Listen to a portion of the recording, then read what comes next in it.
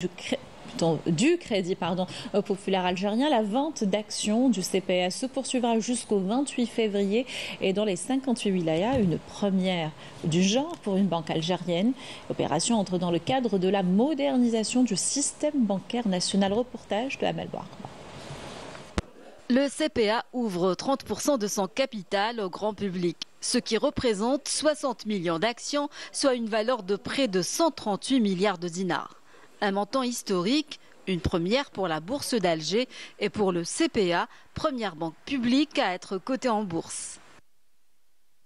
L'opération va toucher 4 catégories. La première catégorie, c'est les personnes physiques, les citoyens, les personnes lambda, qui peuvent acheter donc ces actions à un prix de 2300 dinars.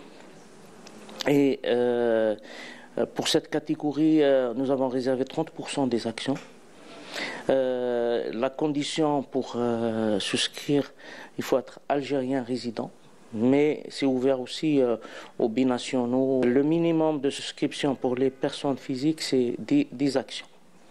La deuxième catégorie, elle concerne le personnel du CPA. La troisième catégorie, c'est les institutionnels, les assurances, les banques, les fonds de garantie. Le minimum pour la souscription, c'est 1000 actions.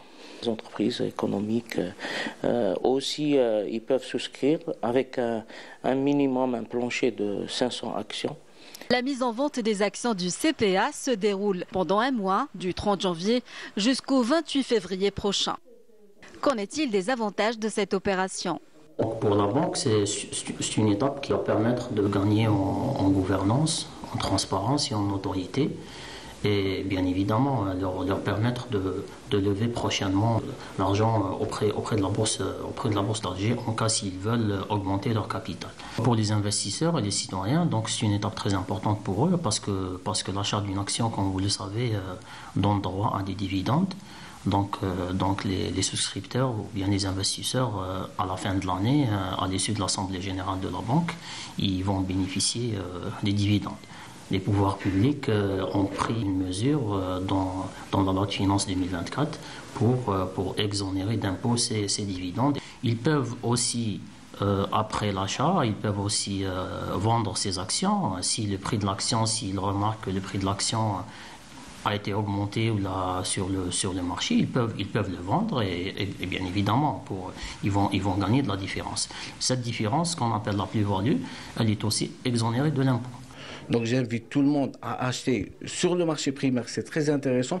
Pourquoi ? Parce que le lendemain, ou le jour de l'introduction de la société, vous allez pouvoir vendre avec un bénéfice très très important. C'est-à-dire que vous pouvez même investir sur même pas un mois, vous pouvez avoir une plus-value intéressante. J'invite les gens aussi à investir dans les banques parce que les banques, ils ont un revenu sur titre très très intéressant. Monsieur le Président de la République, comme vous le savez, il a affirmé dans sa dernière déclaration que l'année 2024 sera l'année de la réforme bancaire et financière. Donc là, on est dans cette étape. On a commencé cette étape par l'introduction en bourse du CPA.